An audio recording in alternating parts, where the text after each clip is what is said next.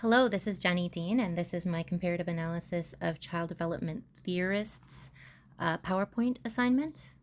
For my developmental theorists, I chose John B. Watson and Esther Thalen. John B. Watson was born January 9th, 1878, in South Carolina. He is a pioneer of behaviorism, and he wanted to make psychology a scientifically respectable field. He felt like psychology was very important, but that the world viewed it as fluff because it was difficult to measure and difficult to observe. The publication he's best known for is Psychology as the Behaviorist Views It, or others refer to it as the Behaviorist Manifesto. Pictured here is John B. Watson and his undergraduate assistant, Rosalie Rayner. They are testing the grip strength of a newborn infant. He said, "Give me a dozen healthy infants, well-formed, and my own specified world to bring them up in, and I'll guarantee to take any one at random and train him to become any type of specialist I might select.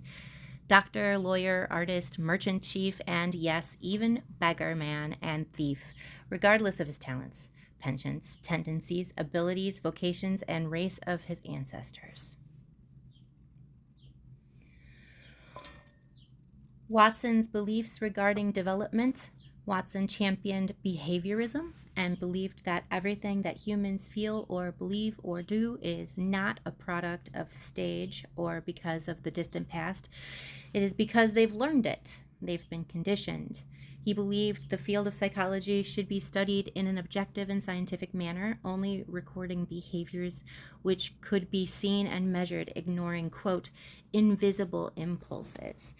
At the time, people were beginning to really think about and reject Freud's ideas of distant history and ingrained memories and things that happened really long ago that you can't measure, you can't really see, or there's no data on it. He wanted to observe only things that you could record. So invisible impulses like emotions or histories. He believed that all children's behaviors are learned through conditioned responses to stimuli. So this is the experiment that he is notorious for. It's called the Little Albert experiment. He was inspired by Pavlov's research. In fact, he was working with animals before he ever worked with children. He was inspired by Pavlov's research in classical conditioning. John B. Watson and Rosalie Rayner sought to prove they could give a healthy and normal 9-month-old child a phobia. They introduced little Albert to a white rat, a dog, a rabbit, a fur coat, and approached him in masks, and he wasn't very afraid. He was a little off-put, but he was fine. Then they conditioned him to feel fear of the rat specifically by loudly striking a pipe with a hammer every time he touched the rat. And he developed a fear of even seeing the white rat and showed discomfort at even the sight of other furry things. Esther Thalen was born May 20th, 1941 in Brooklyn, New York. She applied dynamic systems theory to child development. Dynamic systems theory is also known as chaos theory.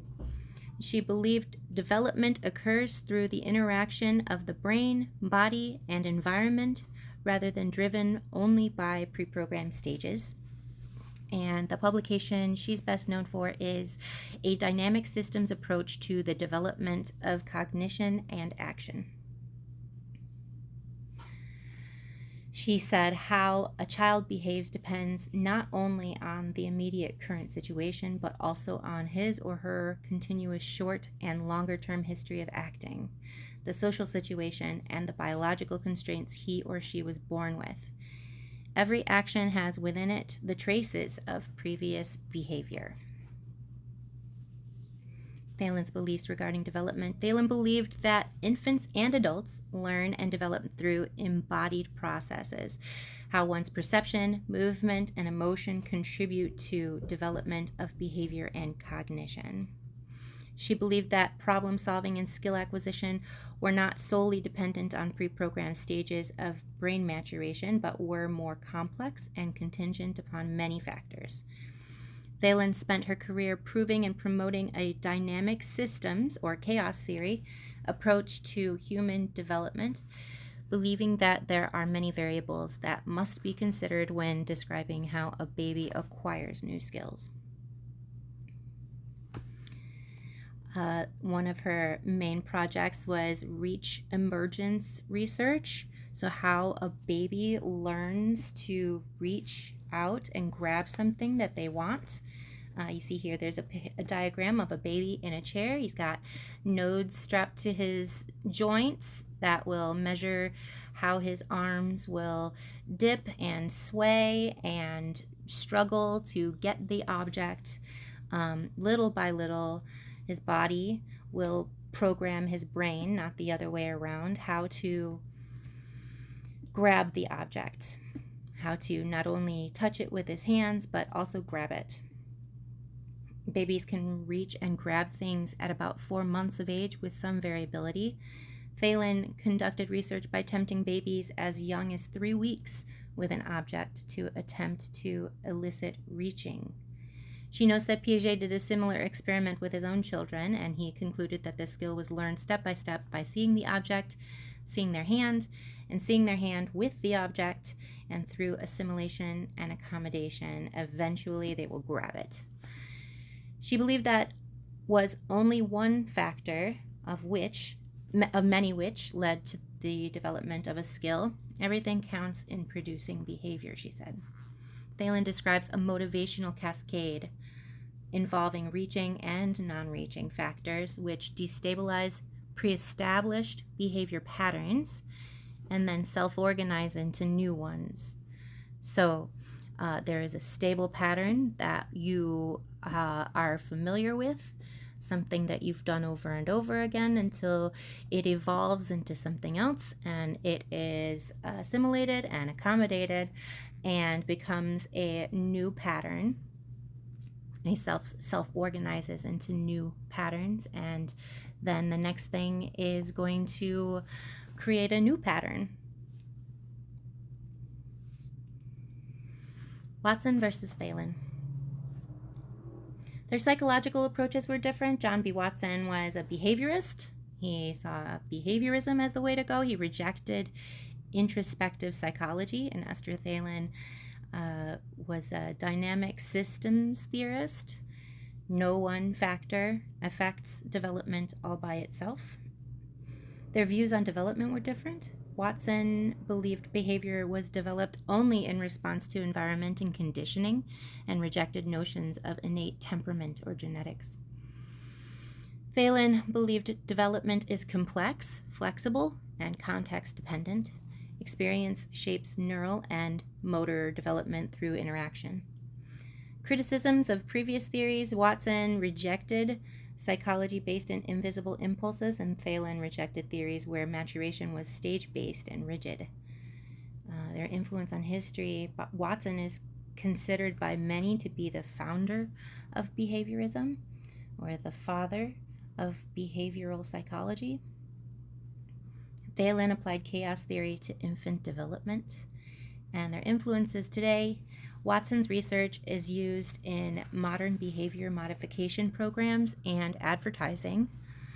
Thalen's theories about learning are used in robotics and adaptive designs of AI. I really enjoyed learning the stories and reading the accounts of the research of these two figures. I feel like they fit well for this assignment, as they provide a great deal of contrast in analysis, method, and theory, but both sought to discover the mechanisms of learning. Watson believed you could predict and control behavior through conditioning. Thalen believed that through chaos theory, behavior is fluid and unpredictable. Watson's behaviorist view emphasized control over a child, and Thalen's less deterministic view granted the child agency. Watson wanted to reduce learning down to a simple conditioning, and Thalen sought to recognize all the many previously overlooked factors. My research into these two figures was more than learning about their theories and research, but was an interesting journey into the individual minds of the scientists, their inspirations, and who they were. My research reinforces my own beliefs that there are no hard and fast answers or predictors when it comes to child development. But I do know two things for sure. One, motivation is key, and two, don't traumatize a baby.